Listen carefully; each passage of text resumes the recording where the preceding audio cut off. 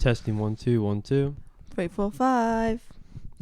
6 7 8 9 10. Perfect. I think that's good. So do not adjust your. We're going straight in. We always go straight in. Do not adjust. Straight in on the same file as the testing 1 2 3. What you want me to do? Testing 1 2 3. Delete that file. That's probably what I would do. Or you could just keep it on the same file and delete the very beginning of it. Well, you could do that as well, love. Do not adjust your TV sets. Do not adjust your laptops or tablets or mobile phones. We have not suddenly just got lazy. The sound in the background you might hear is a dog licking water. Not off the floor, that is in a bowl. Basically, you'll be pleased to know. We're doing a podcast with only audio now. And there's a few reasons for that. There's a few reasons because of that. One of the main reasons is it just looks a bit shit when... That angle was not doing us any favours. We're using mobile phone camera and it never focuses properly, so we're always out of focus. We're actually better looking in real life than we look in the video. Yeah, I think it's because like when you sit on the sofa, you like sit back a bit, don't you? So your tummy gets pushed out. Double chin's like, hi everyone. The lighting makes you look tired as fuck. We were gonna do this podcast on the table. We're doing it on the table now. We're gonna do it on the kitchen table and then record. But the thing is, we live in quite a small flat. It's always messy because we've got quite a lot of stuff. It just doesn't look good. I guess it could have that retro feel to it, where it's such a buzzword, isn't it? Like if you were like doing an online chat with someone back in the day.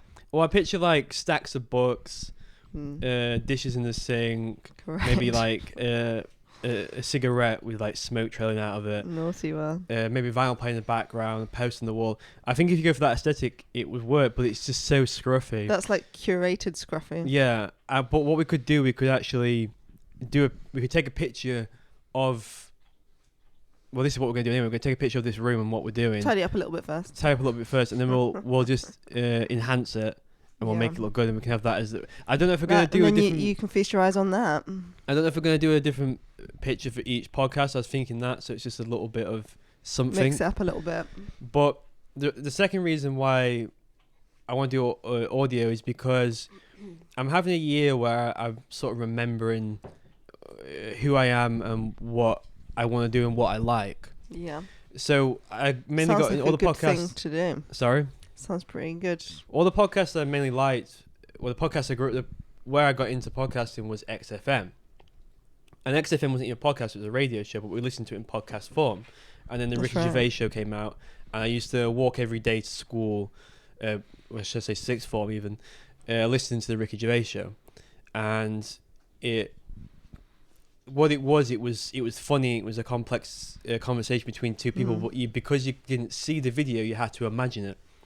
And I think it's more funny when you imagine it. Yeah, and that to me was podcasting. Now what podcasting is, it's not even people. So celebrities are just recording themselves talking, and they think that's a podcast, and that's not podcasting. But they're very like self-conscious while doing so, aren't they? Well, it's not even that, is it? It's like if at least people you like Bobby Lee and stuff. Yeah, he didn't really give a shit what he looks like, does he? No, but that isn't a podcast. But it's a good example of a good modern podcast. A good example of a OG podcast would be Mark Maron's show, XFM. And I believe Mark Maron, he still does just audio. Audio is the correct way to do it. So what's happened this year is... If you do video, should it be called something else? Well, I was the first person to ever do a podcast in probably my generation. Because I would do a podcast. I've listened to them and all. I can. Yeah, they're not very good, but I would vouch. do. But the kind of classics and they've kind of aged interestingly. I would do that podcast from my bedroom with some friends. Didn't you put some of those on the channel? I put some of them on an old channel. On the old channel. So I did that, and I really enjoyed doing them. But the people I was convincing to do it, the people what were on the podcast didn't want to do it. Is that like me, love? Because you at least you know what a podcast is now. Now that you've shown me the delights of XFM. Back then, I would show them XFM and they'd be like, "Can we do something like this?" and they'd be like, no, but I'm bored anyway, so let's do it because you're kids and you've got nothing else to do. So we'd do it. And then I didn't ever think about doing one for a long time. Well, that, like, I don't know, it almost became like, while podcasts were gaining popularity, and like everyone and their stepmom or whatever was every farmer on their was into podcasts. Their wives were doing a podcast. It was like almost a bit embarrassing then to say that you were into podcasts. It was like, for me, do you know what? And I'm like, I can't do that because it's popular right now. Do you know what I mean? I honestly never got that. I couldn't get into it. I never got that. I've always been into them. I've never been embarrassed to be into them. But I would say you were into them before they were cool. I would say now there is obviously an iceberg of content, and I now think we're at the iceberg where they're becoming ridiculous because I don't know. I actually think now it's like, but they're not podcasts. It's like before, like everyone was listening to them and hyping them up, but I don't know. As far as I saw, I didn't really find any that I thought were worth listening to. But now, because there's that many, I think there's something for everyone. The sound in the background is not somebody wiping the window. It is the sound of a dog trying to get comfy in a bed. Much to Aaron's disdain. Sorry, you were saying? Yeah, it's like, I don't know, I almost think we've come out the other side now. That's what I'm saying. So this year, for those who don't know, I'm a filmmaker, and all the films I've been making up until now is me trying to be clever. That's right. I've said this before.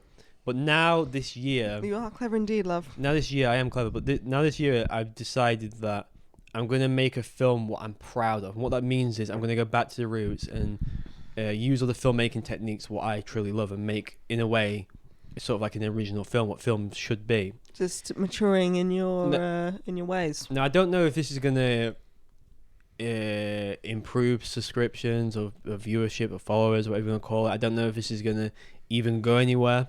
But the whole idea of it is, when you watch a YouTube channel what's just starting out, the reason why it usually fails is because they just can't find their rhythm. They can't find what it is. And I feel like if I just focus on the audio, which is what I've always loved and which I always want to do, taking it back to basics. I have at least in my hand, even if this fails, I can say I'm happy. Happy with what you've done. I'm happy with what I've got. And if I look back on it in time, it's not going to be some, yeah, because then when people dig it up, you won't be embarrassed about it. No, because also with the audio, there's also another layer of protection. I feel without having... We were quite exposed. Without having the video now, because with a video, you feel like you can get clipped. And with a video, you feel like people are watching. Yeah. So what we're going to do, the videos were already up. I think I'm going to keep up. Because your facial expressions, like, portray a lot as well. So even though you might not want to reveal something but yourself personally on the podcast, like a personal nugget of information, so you hold it back but your face gives it away. Do you know what I mean? Yeah. So what we're going to do, I'm going to upload, so we're going to now call this podcast with my girlfriend. Here I am. And I did call it the Aaron Thompson Show, but then I'm starting to think, I'm not a major name. I don't really like having my name. Yeah, I guess that one works. Yeah, like you said, if you're already a well-known name. I don't really like having my name addressed to the show, because now it feels like I'm actually working on a show as opposed to I'm working on some vanity project on myself. That's why is that part of your maturity, love? Yeah, and I don't want to... Well, I'm only making a joke on that. I wasn't doing it in the first place. But also, with Podcast with My Girlfriend, the new name of this podcast... That's right. It explains what this podcast is about, because... so you can expect charming and witty engages between a man and his girlfriend? A civil couple. Is that right? A formal couple or informal couple? Bit both. I don't know. I think we're quite formal, to be honest. Formal, what does that mean? Does that just mean it's a long-term relationship? No, it just means how do you present the couple? Are we presenting the couple as formal, or are we presenting it as informal? So are we just going to completely just drop any idea of conversation, just talk how we normally would? So I guess that's informal. I think we're keeping it a bit more formal than that. We're keeping it formal now, but that's what I'm saying. It's going to be a nice mix of both. You see? Yeah, I guess. You always do this. I always I always say the Here we right. go, I'm gonna get roasted already. I always say. How many minutes has it been? I'm getting roasted. It's been 10 minutes. I always say the right thing, and then you always, no matter I can't what. agree with you straight away. Exactly. No matter what, you have to. I've got to demonstrate, okay, that women can think for themselves. I didn't know that was possible. Well, you're in luck today because you're gonna learn that they can. But sometimes a lot of times you are actually right. So I have to agree with you. I would say. But I just can't agree with you immediately. I would say I've got to think about it first. 90% of the time I'm right. Anyway, so let me just quickly explain the format. Originally, we were shooting these videos every 3 months. So we're doing 3 seasons a year. This year, we've only done 1. Slacking. And we were going to start in October, but we've basically been brainstorming ideas, so we're starting a bit later. I'm hoping this to be up Sunday, but I'm not going to say that for definite. And obviously, now we're doing audio, it doesn't really matter what dates we say because. That's right. They don't know what day we're recording this. Because obviously, these things are a lot more disposable now as well. We might be recording this in July. So we don't know if we're going to just do. I still think I might keep the 12 episodes and have a bit of time off. Yeah. Just because I like that idea in the sense that you're not going to get bored. You know what I mean? Because I think if you listen to, if we have to keep providing content every single week, I don't think that's natural to any creator whatsoever. So I think if we, stale. I think we'll be able to. There'll be a lot to talk about over those 3 months. Then we can come back and talk about. I mean, we've still got stuff to talk about. We've got our trip to Berlin to talk about. There's so much stuff. Ages ago now. There's so much stuff has changed in our life as well. I think we've been through quite a rough patch, and now we're coming into quite a healthy patch. So even through that, there's so much to talk about. But I think it's good to have a little rest for 3 months because there's such a demand now for content that people want you to keep providing. We don't know if we're going to do a few other little videos, but we're just going to take it slow, and we're going to really focus on getting the audio good and getting across what we want to say, because obviously there is so many podcasts now to the point where there is no point of us doing the podcast at all.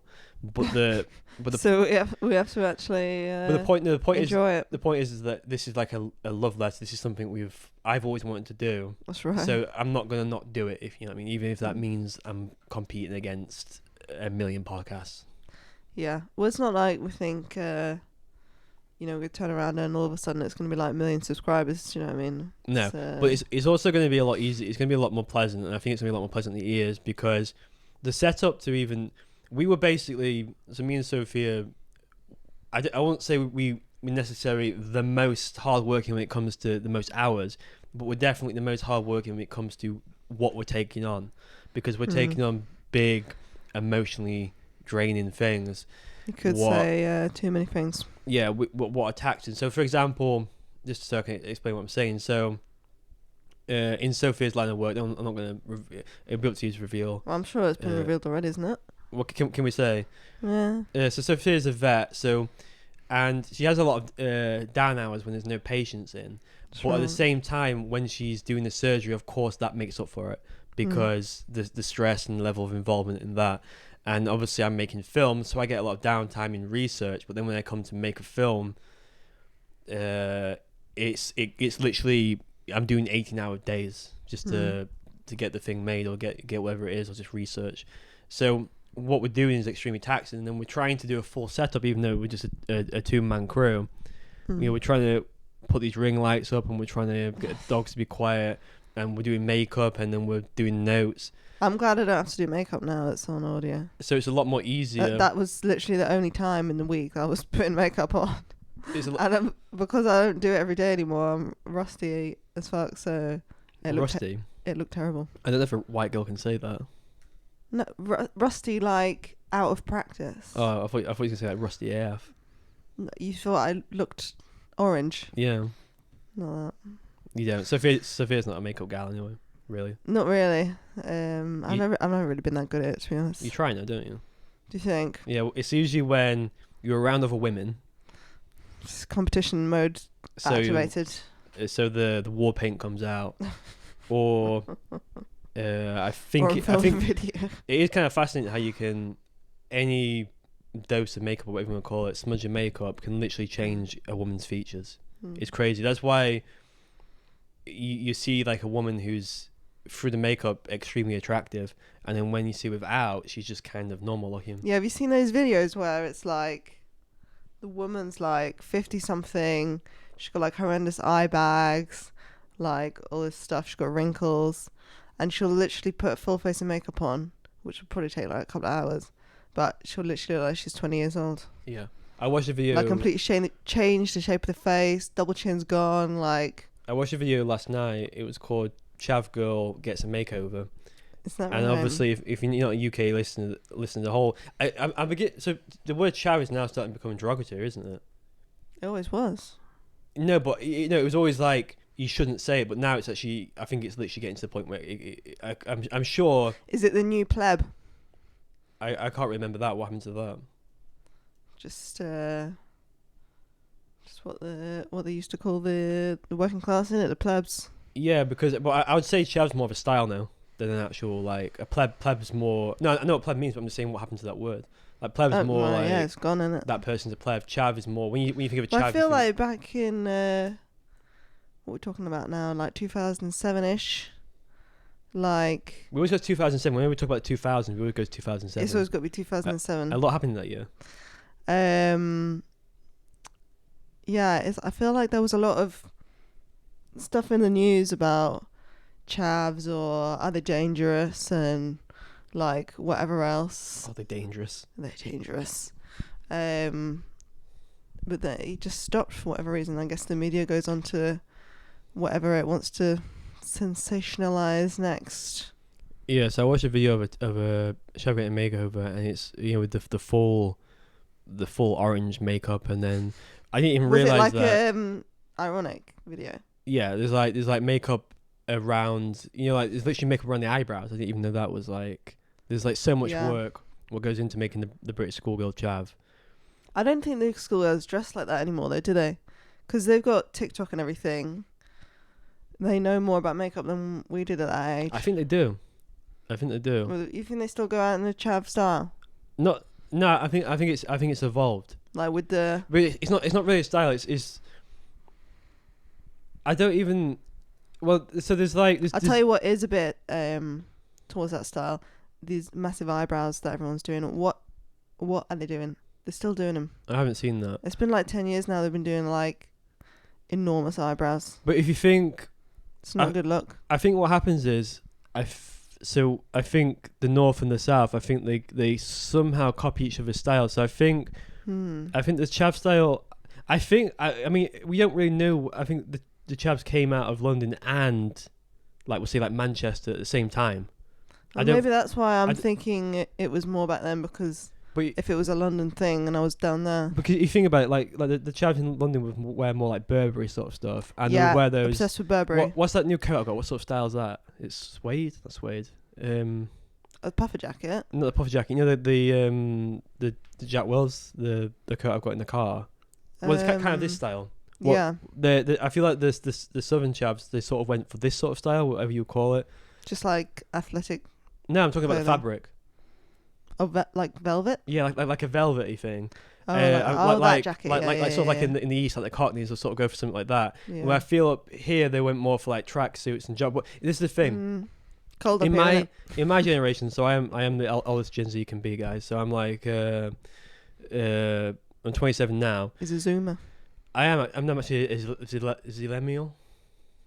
Zillennial? Yeah, I'm on the cusp. But in my days, it was uncool. When you say cusp, I instantly think about astrology. It was uncool to wear Adidas style. You had to wear like the most plainest, greyest. Oh really?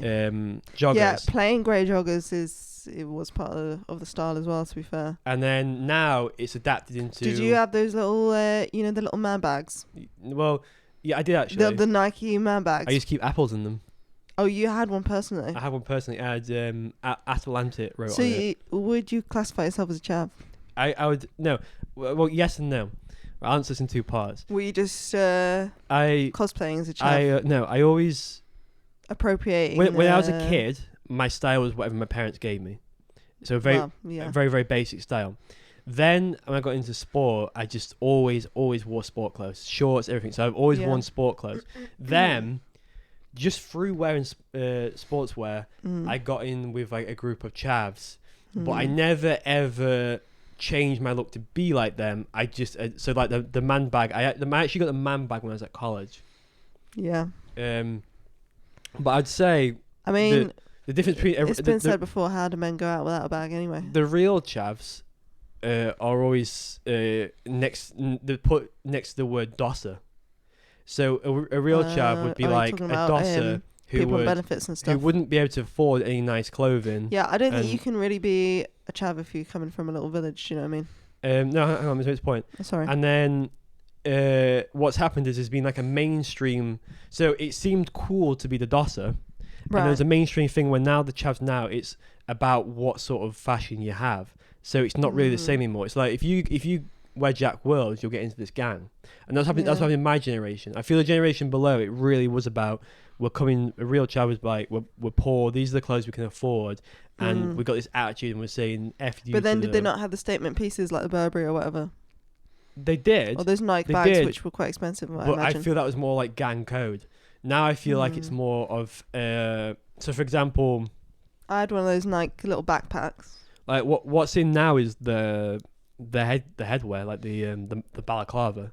The balaclava's massively back now. So yeah, it makes me uncomfortable when you see the teenagers. It actually doesn't for me because I actually going past in actually get it. What makes me uncomfortable? Can they just go back to baseball caps, whatever you call them? Yeah. What do you call them when they're Snapbacks. more like that's the one. Yeah.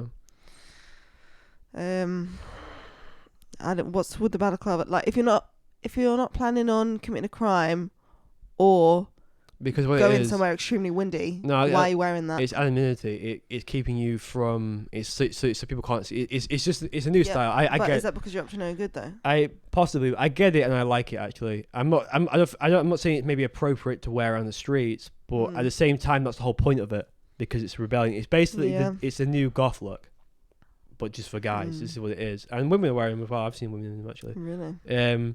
But the main women mainly wear them in music videos.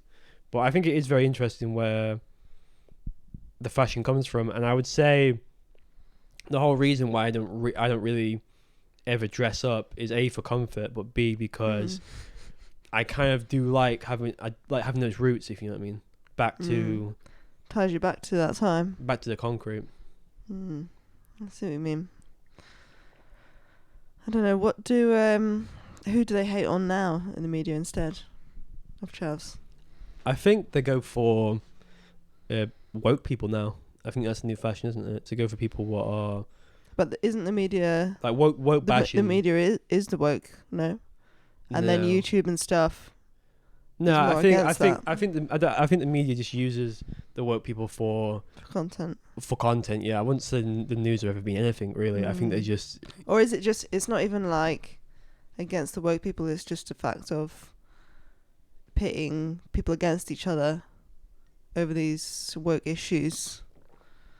It's all about giving somebody a platform to look slow to bring ratings in. So it's like this person's got a ridiculous. This person thinks the strawberries are actually 50 years old, right? And the strawberries were actually only discovered in the 1960s. So let's get them on TV because everybody's gonna click on this. But is it also to keep people stupid? Or is that too conspiracy? As I'm getting older, I start to believe less and less in conspiracy. I think they're a nice idea when you're younger. I think it's because death is finite and taxes are always. I think it's very, very easy to not understand life, not be fulfilled in life, and then we instantly go to conspiracies. So obviously, there's been proven conspiracies, and I definitely believe in. If I was working for an off branch of special service something, of course I'd keep this from the public. So I definitely believe, there are stuff what you can't explain. I also believe this, and this is going to sound harsh, but I just believe it to be factual. And sometimes when you're being truthful, it's not a good thing to say, but it's the truth. That I don't necessarily believe that a lot of the majority of the population will be able to deal with the truth, whatever it is. For example, well, a lot of more important truths you can be very depressing in it. not very depressing. I just don't think people know what to do with that information. We've seen it 2 years ago with what happened. We see it a bit now. We're seeing it now with we won't mention the conflict, but there's a conflict happening in the world. It's and like, why is everyone piping up? You don't even fucking know shit. Well, not just that. The problem is, and I don't want to talk about this topic by the way. So I just want to say I just want to say this on it. Just for my, that's a good idea. Just for my argument, I just want to say this on it. No matter what opinion you have on a conflict that's happening in the world, at the end of the day, innocent people on both sides are getting hurt. Innocent lives are lost. We're sending good men and women to die, and at the end of the day, these things are caused by usually a group of people, extremists or a government or whatever it is. So, and it's always the innocent people have to fight these conflicts and get punished. That is the truth. But what's happening is we take sides, and that shouldn't be the thing to do. We should learn from history, not take sides, and understand that, hang on, our government wants us to do what? Maybe we should have a word with the government. But that never happens because... Yeah, because the government doesn't want people to understand what's happening. No. I'm say something about so the they can't pull them up on it. Dude, I don't really... So I do believe in the government is hiding things from us. Yeah. I do believe that. But this is what I don't believe. I don't believe the government is the thing keeping us down, because a government branch is so, usually in this modern generation, so poorly ran that it is just a circus. So what it is, it's just a circus what overheads the country. Like if you was to try and get into politics, I genuinely think it would be such a mess you wouldn't be able to get anywhere in it. Yeah. I kind of realized, because there was a time when I was getting kind of into politics, and I thought, oh, maybe I'd like to go down like this avenue in my life, and then I realized there's no fucking point. No. Everything just goes around in circles. You can't get anywhere without compromising your values as well. So it's just like... The problem is as well, to improve the world, you need nuanced discussion. Everything like, even if you were an MP, hopefully you're smart enough to understand nuance and whatever, but for your PR or whatever, is that what they call it? Like promotional? Your PR, like your publicity or whatever.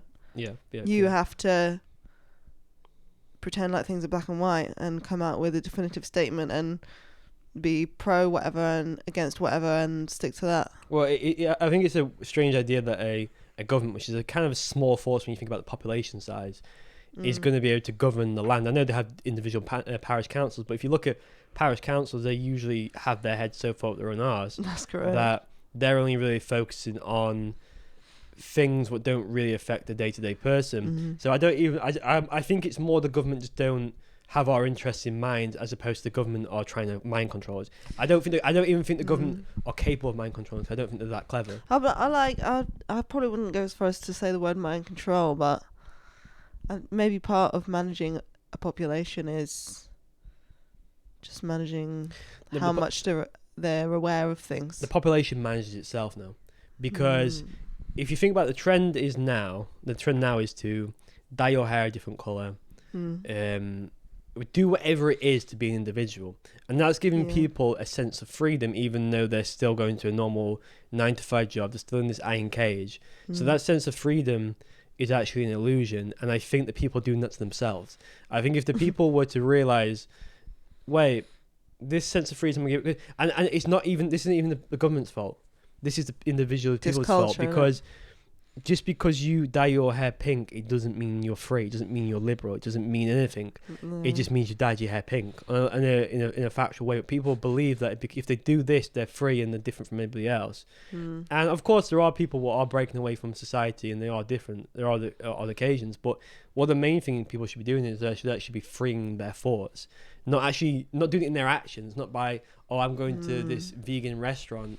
Because I'm not attacking vegan people. I'm just saying people are doing it for a stamp rather than an actual protest. People want the protesting by going, I got my hair pink, therefore I'm this sort of person. A lot of it now is like, rather than having your individual beliefs and thinking about things and whatever, it's like there's kind of the "Are you a good person?" police. And it's like, you have to agree with everything they say, otherwise you can get attacked for not being a good person or whatever. But that's so flawed, because all humans are, I wouldn't say all humans are complex, but all humans, just the consciousness is very complex. So to even face our demons, we are facing extremely dark thoughts. So just being a human is an extremely dark thing. I've always used this analogy before, and this is a really interesting analogy. It's a bit of a bizarre, surreal analogy, but I'm just gonna say it like this: that if you were in a full-time committed relationship, I do happen to be, which we are, and you was walking in the woods, right, and you saw a vagina or a penis on the floor. Oh goodness me! Is there a person attached to it? There's no person attached to it. It's just in a tree, right? It's a fully fleshed penis. In a way, you could have sex with that thing, right, and get away with it. Probably wouldn't though. And nobody would know. Bit creepy. It is creepy, and that's why I say it's a real scenario. But you know what I'm trying to get at here. Oh yeah, no, I'm being silly. So you could, in a sense, get away with it, and I think a majority of people probably take the opportunity, especially guys, because guys, they'd have sex with butter if they could. That's correct. Oh no, I don't think that's true anymore. I think the idea that guys have sex with butter, I think that's when you're a teenager and you're horny. I think when you're younger, I think when you're older, I don't think that's the case. But what I'm saying is, if people are given the opportunity to get away with anything, I think they will. And I think that's a human thing. And I think those sort of things are very dark and touchy, and that's why people don't talk about them. But I actually think if we were to talk about them and we were to actually understand the human condition slightly more, I think people worry that we're going to dystopia, but I actually think we wouldn't. I actually think we would. It would actually open it up a bit. But yeah, also there's the thing of, there's a wider philosophy of nothing is ever going to get that better anyway. So the best thing you can actually do is just try and live your life, and that's your. I'm not saying their or them. Yeah, that's kind of what I'm doing now. It's like I had my little phase where I wanted to improve the world and make a difference or whatever, and then I've kind of realised like it's not going to make much difference. So rather than sort of punishing myself in order to live by certain values that might benefit other people more, why don't I just try and make my own life easier? And by doing that, you'll make other people's lives better as well, because there is a lot of the idea that everything's doomed. There's so much good stuff out there. If we look at Dickens, like go read Dickens. He That's right. This is David Dickens. Who's that? Silly.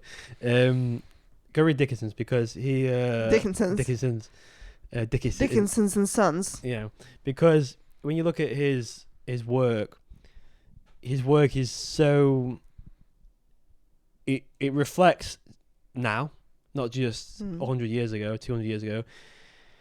It's crazy how something can still be relevant. It reflects the human psyche and emotions so much. It's not only is it really good, brilliant storytelling and writing, but most of them, spoiler alert, most of them end in a happy way, which isn't a happiness, which isn't fairy tale, a realistic happiness. A realistic happiness. So that realistic happiness, most people, if you are now in a decent relationship, you have made it to the finishing line. The only problem is you have a lot more life to live. That's the only problem. So it might go sour in the future. So it might go sour, but it's better to have loved and what is it? Better to have loved and lost than to have never loved at all. There we go. Well, there you are. Being picked up by the cow. So there is a lot of good stuff out there, like really good stuff out there, and it inspires. I think you can fall down a trap of like thinking everything's terrible. Yeah, well, I'm looking very, very closely at my depression of the I went for 3 years when I was not myself, and when I looked very, very closely, it was just a spiraling pit of, I'm going to watch this really awful serial killer thing, then I'm going to read about it online, then I'm going to talk to other people who also think the world's messed up, then I'm going to talk to my friends that also think the world's messed up, but then I'm going to suffer in my career because that's also messed up, and then everything's just messed up. It's like it's kind of boring though. It's crazy how it is boring as fuck and not very good to be around, is it? Not talking about you. Just you. Yeah. But it's crazy how like the same circumstances can either be the worst thing ever or like amazing, depending on your outlook and depending on who you are. Like our life right now, not really even that long in the past, when I've had a bit of a blip and felt a bit depressed. I don't think it's a bit of a blip. I think we really did go through hell and back. I'm not talking about that. I'm talking about like recently. Just no, I'm not talking about. I'm not talking about an occasion. I'm just talking about 20 different things what happened. Well, yeah, but like, even if I was in that mindset now, I could look at our life now and convince myself that it's terrible. But actually, there's a lot of good things as well. So. Yeah, I've been in a very, very for this. I think it's been a very good year for a long time this year. I've been on this build of getting better and better. Well, yeah, I think part of it is that we have done a lot this year to try and improve our circumstances. I think a lot of does obviously help with your mental health. What I've noticed as well, people don't want you to be happy. That's the biggest problem. No. People go seeking people who are happy, but then they actually don't want people to be happy. It's like we've had a lot of people. Because also then when they start chatting miserable, and you don't join in because you're actually all right. Yeah. They fucking hate that. Well, what I've noticed is a lot of people now are just miserable about absolutely every single aspect of life. And it's a little... It gets a bit old after a while. Well, it's not... They're just moaning for the sake of moaning. Yeah. The personality trait is but to it's moan. like... They're moaning about things that they could easily change. But they won't. Well, they're moaning about things that aren't even issues. Yeah, that too as well. Because nobody's got any backbone anymore when it comes to... No. Like, we need more resilience, don't we? Yeah, I'm not one of those believers where when the going gets tough that you shouldn't... The tough get going, love. That you shouldn't start bitching about it, because when shit happens in your life, I think absolutely bitch about it, tell people around you about it. Mm-hmm. But what I'm saying is, there's nothing ever... I've been knocked on my ass. I've been around some of the most negative people. I've been around people what I would even probably consider the psychopaths.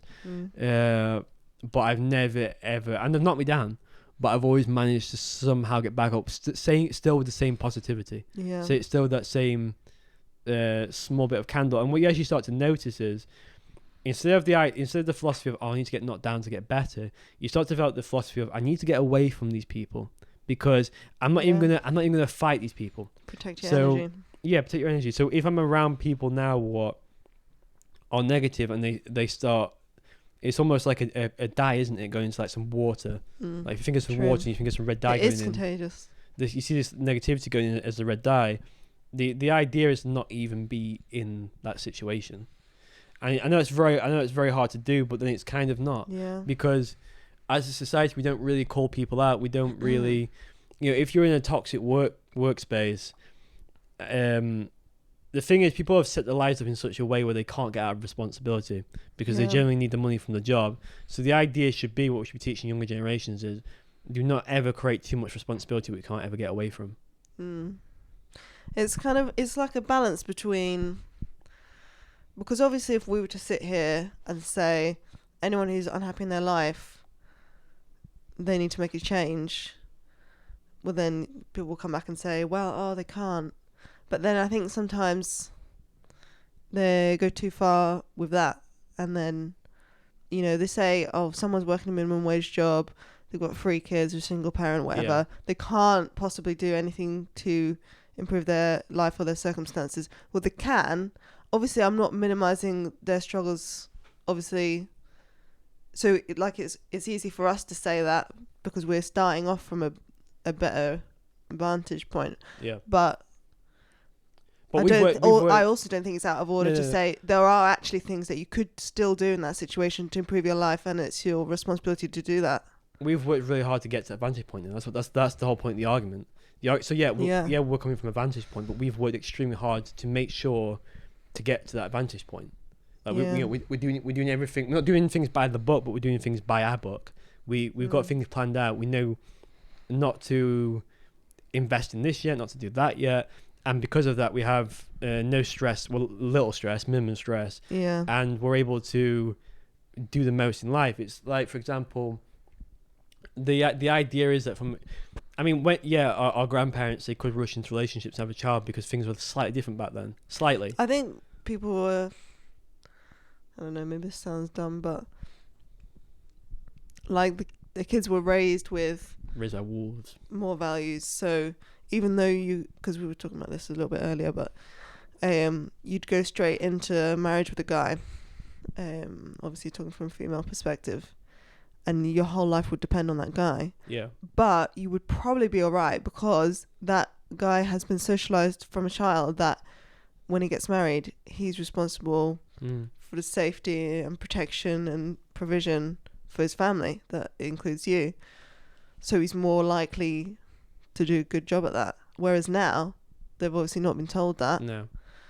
No, I was giving no inclination in that. I'm not saying it should be, but but I think a little bit of it. Yeah, I do think maybe a little bit. No, but not even but even maybe in the not sense. even just boys. Maybe just saying, just rather than saying nothing, which is kind of what we're doing now, and just letting people grow up to be super individualized. Say to your kids, when you grow up, male or female or whoever, when you get into a relationship, these are your responsibilities. Well, this is what's happening. When you have kids, this is your responsibility. People getting preggers at like 18 or 20, and then they're missing all their life, and then they try and make up for, they burn out when like 24, 25, and they try and make up for it. But then all of a sudden they're facing 30 and they've got to be even more serious. So that's why the cheating happens. That's why the low income happens, because so I'm a big believer in this, and this isn't a very good business model to work off of, by the way, guys. But this is what I believe in. That I believe most people, well, all people, 90% of people probably start low income somewhere. But I believe you play your cards right and you keep building, you keep looking, you keep thinking, I believe you will eventually build your income out. So I think, obviously, if you study well at school, you could be going into a mid to high income job. That's a whole different story. Yeah. But if you don't, and don't forget, a lot of people don't come from good schooling systems, or they just don't, or that's the sort of age where they're just messing around and don't have the concentration. So when they get older, they don't have the degree or whatever, even though there's a debate on whether degrees are good or not.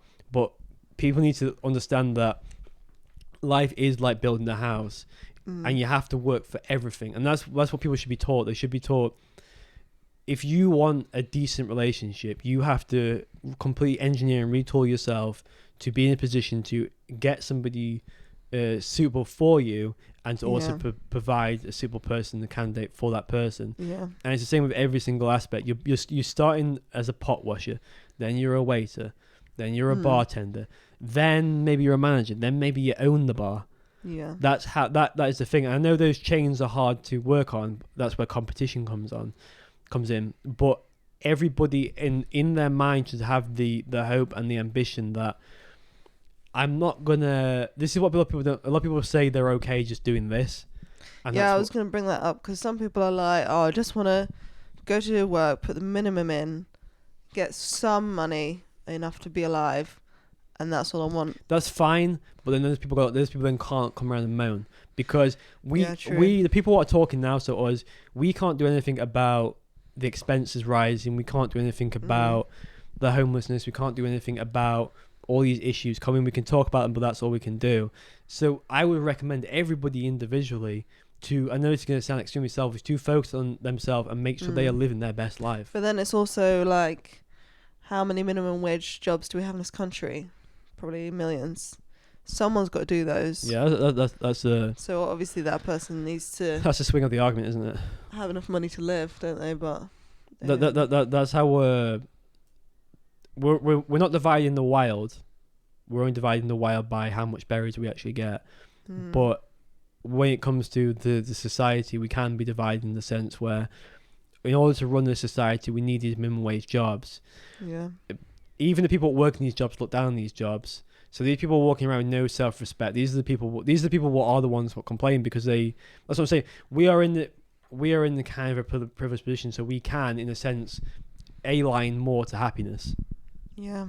But these people are suffering, and the problem is they are throwing rocks at people that aren't the problem. Yeah. What the sad problem is, this is just life. That is kind of the problem, is it not? Yeah. Well, I don't know. Is it possible to create a society where everyone? Oh, right. Not communism, though. Where everyone has enough to live on. Do you know what I mean? Or like is reasonably comfortable. It has been trialed and succeeded, I believe. I think. Oh, are you talking about basic universal income? No, or I'm talking like about. That? I think in Belgium, I think in a place in Canada, I believe they gave enough money for the people to survive, and then gave them the option to work. And I think the majority of people. Yeah, that's kind of what I was talking about. I think the majority of people decide to work. Yeah. Well, yeah, that's also the problem as well. The sense that nobody cares about the communities anymore. But if people were to actually be in harmony and build these communities. I think people say for example I cared about where I live now, which I don't. Yeah. I like the area. I'm not saying I don't like the area, but I'm saying I don't care. Yeah. If I did, and let's say they wanted to build a wall, and this wall's a bit political. Let's say they want to build a church or some sort of building. What's nice? Town hall. A what? Town hall. So they want to build a town hall, and the labour was free. If I really like the society and the singing, I would do it for free labour. Yeah. But the problem is, people are spitting on the streets. People are throwing litter everywhere because they're so annoyed at their own jobs and their own lives. Yeah. They pull the society in. It's like a black hole collapsing itself. They pull it in. So the thing is, there is something dirty attached to fame. There's something dirty attached to what we're doing now, because it is the thing of we need to get above, because to live a good life now, and you could ask what a good life is, and I think our life is good because we get to travel, we kind of get to do what we want, we have relative freedom, and we get along. There's no struggles, and depending on how the world goes out of our hands, I think our future will be bright. But at least we've got options, and we are positive people. We believe in hope, and we've worked extremely hard to get that. Wonderful. So we're obviously in a slight different position, but I think so when you're talking from that position, you're always kind of bigoted in a way. Yeah. Because you are. That's what I mean. It's like you don't really feel like you can comment on it. No. Do you know what I mean? Cause you don't feel like you should comment on it. Because, yeah, like obviously, we start from a place of more privilege. To then tell people who've started with less what they should do seems a bit patronising. Can we just say as well, we technically both come from working class backgrounds. Technically. Yeah. We I would say we've grown up. Well, I think our parents were like sort of crawling the way out of working class. They've managed to get alright houses, both of them. Yeah. But the mindset and the culture is very much working class. And I grew up around, I'd say, mid to high class people. I mean that sort of area, but I'm definitely working class, and I think my parents' friends are all working class. So when we say we're coming from a privileged place, we don't actually come from money. No, but we could have been starting off where our parents started. Do you know what I mean? Yeah. So we've at least had a little bit of a boost there, I guess. Yeah. Yeah, we definitely had a lot of boosts in our life. It's not like we're growing up on the council estate or whatever. But no, and I think but then it's like as the YouTubers say, it's the oppression Olympics. What's this? It's basically like because there's a thing now where everyone's got a victim complex. Yeah. And they want to say they're the most oppressed person, they've got the least privilege, or they've got the hardest time, and their mental health's worse, like blah blah blah, and they take pride in that. Rather than looking at where they personally could possibly go. They're just like, I don't know, sort of wallowing, I guess, but also. Well, when you say wall, I always think of a frog or a toad. Perfect. But then at the same time, they're building a brand out of it. So are they actually being quite ambitious? Because people are making money out of making TikToks online, saying how hard their life is. Yeah. And how much, I'm so discriminated against and blah blah blah. I'm so oppressed, when they live in the richest country in the world, and here's a theory. They can do anything they want. Here's a theory for you, and this is going into more just my lifestyle. I don't buy anything. Correct. And it's actually true, guys. Apart from a couple of books a month. Yeah, but that's not really even. Well, that's pretty much it. That's literally. I would say that's more. That's sustenance. I'd say it's more health related, to be honest. I think reading improves your health. I very, very rarely buy anything, and that's not to say I do love experiences, and I'm very experience orientated. So I'll work for a trip or something, and I would say I don't really. If what I eat, I just eat quite plain foods like chicken or like just a steak with just a bit of seasoning on it. I do very basic things, like I go for walks, go into the woods. I would say I do not live a lavish lifestyle. I reckon you could live on like 10 grand a year. Easy. This is because the only thing I'm really interested in this world is A, communication, B, art, and that's maybe it. Those things. Whenever I go into society to do societal things like, we're at a Christmas festival and drinking hot chocolate, I always look out of place, and I'm never really enjoying myself. I'm just sort of there because I've been invited, if you know what I mean. That's right. So what I'm saying is, you can definitely live happy on very little. Yeah. The problem is, people are pushed to want more, so they feel like they're always failing. People are spat on who have, like bin men. Bin men are like the backbone of society. If you think about it, without bin men, would be fucked. But there we go. I dropped the F-bomb finally. It's alright. I already put about 3. Without the bin man, we wouldn't be the society we are today. But they're spat on in the sense that.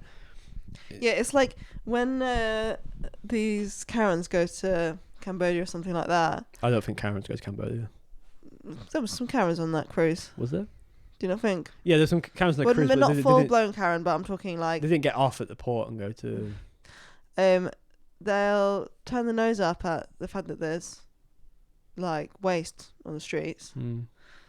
But then they'll come home and disrespect the bin man. It's like, well, which one do you want? Well, everybody is a hypocrite. All right, I think we're going to end the podcast there. Whoa.